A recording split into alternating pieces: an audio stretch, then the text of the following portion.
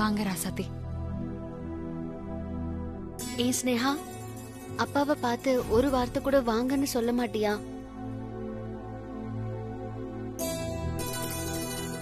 அவரை நான் முதல்ல அப்பாவாவே நினைக்கல, அப்புறம் எப்படி வாங்கன்னு கூப்பிடுறது? வெளியில சாதாரணமா வயசானவங்களை பார்த்தா ஒரு அன்பு வரும், பாசம் வரும், இல்ல ஏதாவது கரிசனமாவது வரும். ஆனா இவர்கிட்ட எந்த உணர்வுமே வரல. அப்படி இருக்கும்போது இவர் எதுக்கு இங்க வந்தாரு? நீங்க எதுக்கு ராசாத்தி இவரை கூட்டிட்டு வந்தீங்க?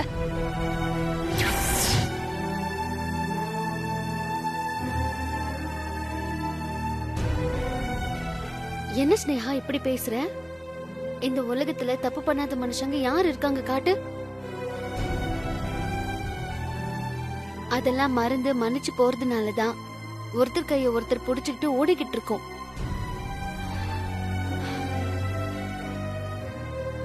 குமர மாமா உன்னை காதலிச்சுட்டு இன்னொரு பொண்ணு கல்யாணம் பண்ணிட்டு போனாரே, அப்ப உனக்கு கோபம் வரல?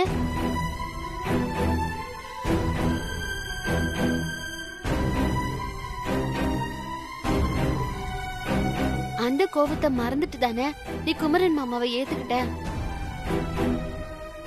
குமரன் மாமாவுக்கு கூட நீ காதலிச்சுட்டு திடீர்னு கண்ணுல படாம காணாம போயிட்டேன்னு உன் மேல கூட கோபம் இருந்திருக்கும். ஆனா அவரும் அத மறந்துட்டு தானே இப்ப உன் கூட இருக்காரு. இங்க பாரு ஸ்னேகா, மறதிங்கிறது மனுஷனுக்கு இருக்கிற மிகப்பெரிய வரப்பிரசாதம். அதனாலதான் பழசெல்லாம் மறந்துட்டு எல்லாராலையும் ஒன்னா இருக்க முடியுது. அதே மாதிரிதான் உன் அப்பாவும் தான் பொண்ணுக்கு நல்ல வாழ்க்கை அமைச்சு கொடுக்கணுங்கிற அந்த ஒரே ஒரு எண்ணத்துக்காக தான் அன்னைக்கே ஒரு தப்பு பண்ணிட்டாரு.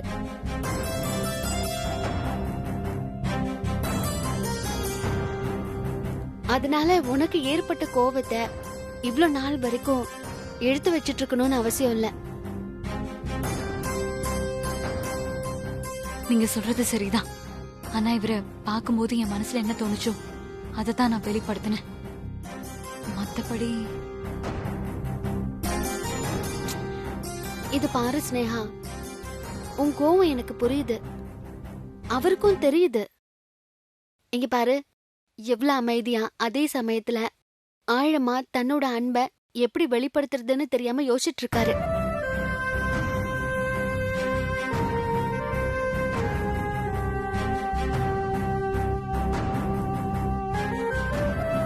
ஸ்னேகா,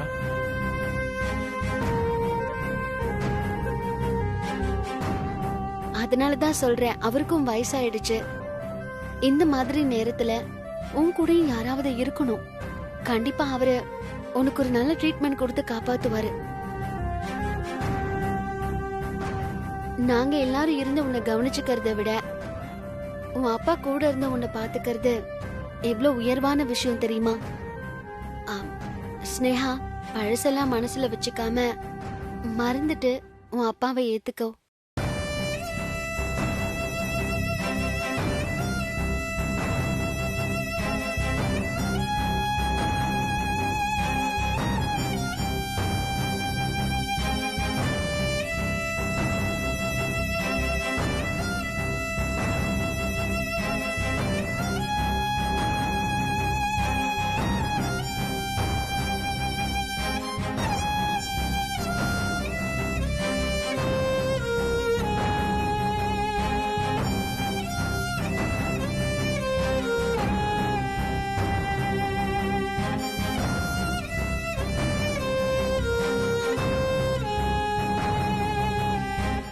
நம்ம இங்கே இந்த வீட்லயே இருந்தோம்னா குமரன் அவர் குடும்பத்தை பிரிஞ்சு இங்கேதான் இருப்பாரு.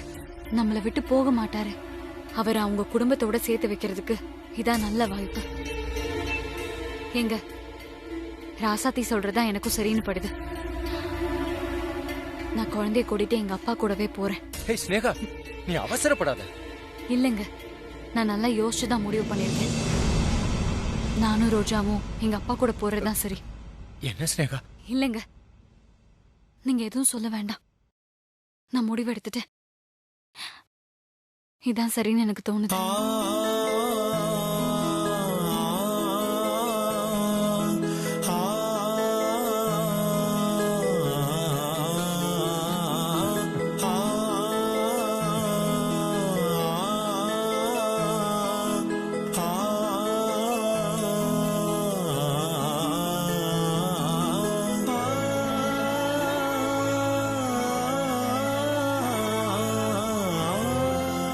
நீ பேருக்கு ஏத்த மாதிரி ராசாத்தி தாம்மா.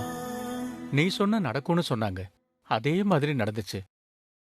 இந்த உதவியை நான் என்னைக்குமே மறக்க மாட்டேம்மா. ஐயா, என்னங்க ஐயா நீங்க போய் என்ன கும்பிட்டுக்கிட்டு விடுங்க, எல்லாம் நல்லபடியா நடக்கும். என் மகளும் பேத்தியும் என் கூட இருக்கும்போது எனக்கு எந்த நிமிஷம் சாவு வந்தாலும் நிம்மதியா சாவேன். ஐயா, என் மகளுக்கு பெஸ்ட் ட்ரீட்மெண்ட் கொடுத்து கண்டிப்பா அவளை காப்பாத்துவேன்.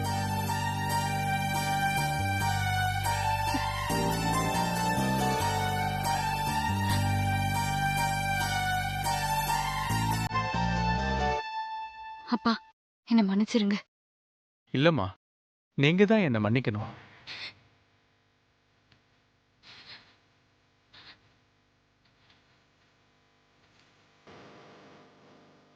ஸ்னேகா, உங்க அப்பாவை உனக்கு பிடிக்கலைனாலும் என்னை என் குடும்பத்தை கூட சேர்த்து வைக்கிறதுக்காக தான் நீ அவர் கூட போக சம்மதிச்சிருக்கான்னு எனக்கு தெரியும். எப்படி இருந்தாலும் நீ உங்க அப்பா கூட சேர்றது எனக்கு சந்தோஷம்தான்.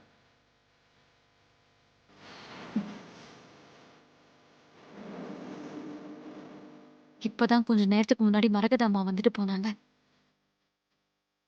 இவரை வீட்டுக்கு கூப்பிட்டாங்க. சின்ன பாத்துக்கிறதுக்காக இவர் வரமாட்டேன்னு சொல்லி அமிச்சிட்டாரு. ராசாத்தி, நீங்க தான் இவரை அந்த வீட்டுக்கு அனுப்பி வைக்கணும். ஸ்னேகா, நீ அப்பா கூட போறேன்னு சொன்னது எனக்கு ரொம்ப சந்தோஷம்.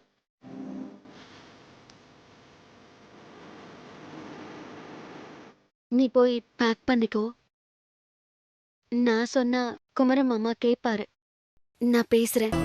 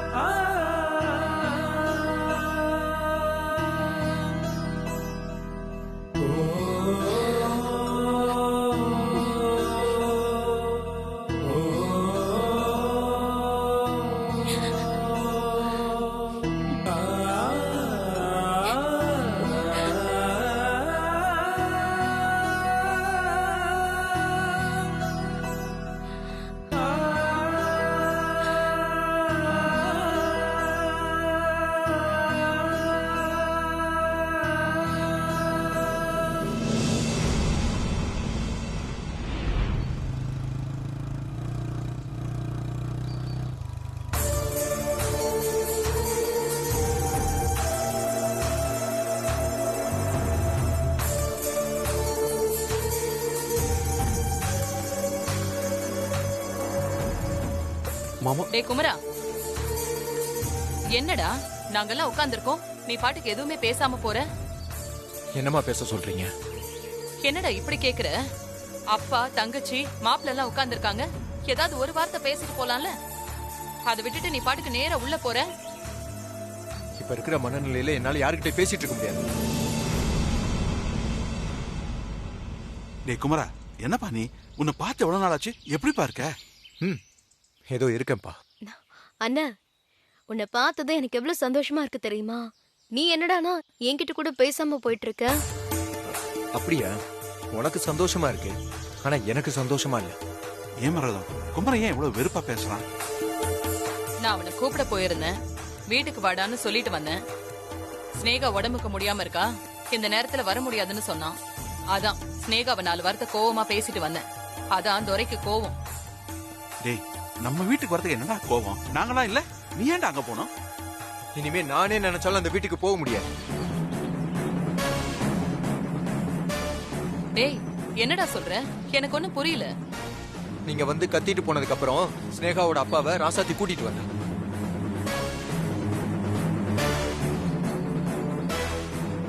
அவர் என் பொண்ணையும் பேத்தியும் கூட்டிட்டு போறேன், நானே ட்ரீட்மெண்ட் பாத்துக்கிறேன்னு சொல்லி கூட்டிட்டு போயிட்டேன்.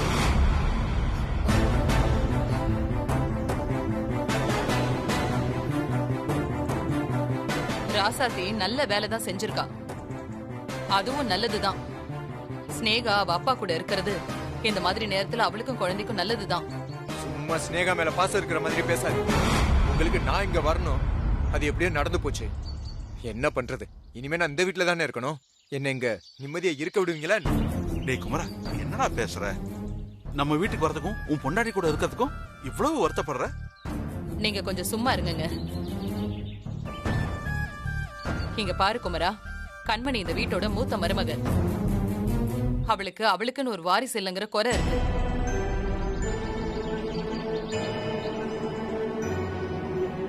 ஊர் தப்பா பேசுமேன்னு ஃபீல் பண்ணி தூக்க மாத்திரை சாப்பிட்டு தற்கொலைக்கு முயற்சி பண்ணான். அதனாலதான் நான் உன்னை கூப்பிட வந்தேன். நீங்க 2 பேரும் இதுவரைக்கும் எப்படியாவது இருந்துட்டு போங்க. இனிமேலாவது புருஷன் பொண்டாட்டியா இருந்து ஒரு வாரிசை பெத்து கொடுங்க. ஓ, அப்படியா விஷயம்? ராசாத்தி மாசமா இருக்கிறதுனால இவளுக்கு அவளுக்கு போட்டியா குழந்தை பெத்துக்கணும்னு ஆசை வந்துருச்சு.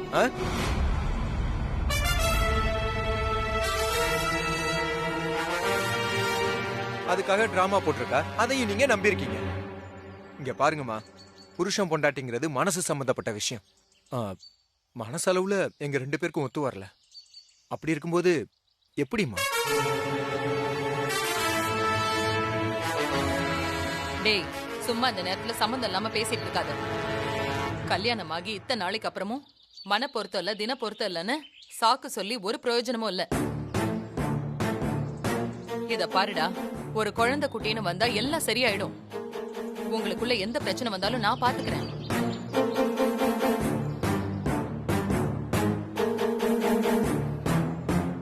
இத பாரு, இன்னும் 1 வருஷத்துல உங்க 2 பேருக்கு ஒரு வாரிசு உருவாகி இந்த வீட்டுல தவழணும். அவ்வளவுதான் சொல்லிட்டேன். என்னைக்கு நான் சொல்றதை நீங்க எல்லாம் கேட்டிருக்கீங்க. என்னமோ பண்ணி தொலைங்க.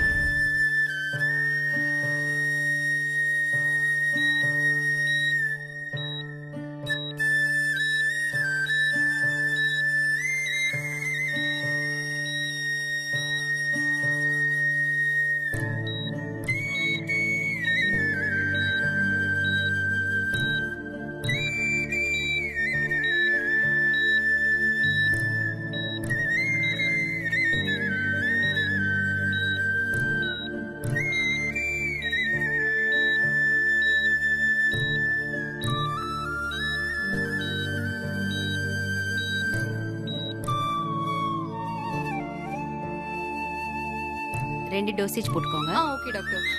பேஷண்ட்டை செக்.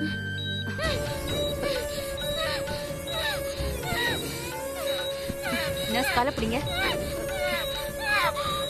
மலர், மலர் என்னாச்சு? மலர், மலர், ஒரு நிமிஷம் இந்த பேரன் கொடுங்க. பேஷண்ட்க்கு ஃபிக்ஸ் வந்துருச்சு. நர்ஸ், இந்த மெடிசனை வாங்கிட்டு வாங்க. நர்ஸ் காலை பிடிங்க.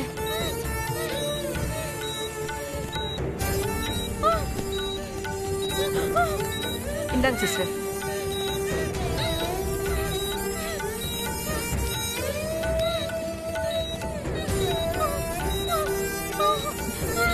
டாக்டர், கையை பிடிங்க.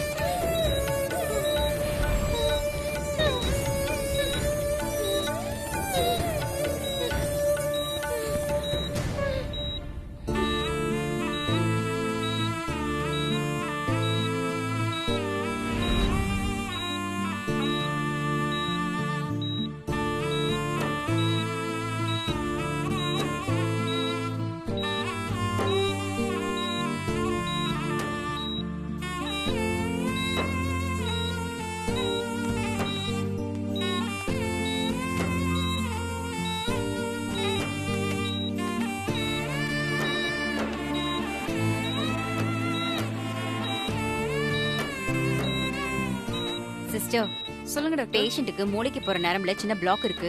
ஓகே. அதனால மூளைக்கு பிளட் சர்க்குலேஷன் சரியா போகல. இமிடியேட்டா ஆபரேஷன் பண்ணணும். Okay doctor. நம்ம ஹாஸ்பிட்டல்ல இருக்கிற ஸ்பெஷாலிட்டியை வச்சு ட்ரீட்மெண்ட் பண்றது சிரமம். சென்னையில இருக்கிற ஹாஸ்பிட்டல்ல வச்சு ட்ரீட்மெண்ட் பண்ணா சரியாக Okay, வாய்ப்பு இருக்கு. நான் இமிடியேட்டா இந்த விஷயத்தை உங்க அம்மா கிட்ட இன்ஃபார்ம் பண்ணிடுறேன் டாக்டர். நோ, அவங்க அம்மாவுக்கு அவ்வளவு விவரம் தெரியாது. சொன்னாலும் புரியாது. அவங்க சரி. ரிலேஷன்ல யாராவது விவரம் தெரிஞ்சவங்க இருந்தா வர சொல்லுங்க. Okay doctor. ஓகே.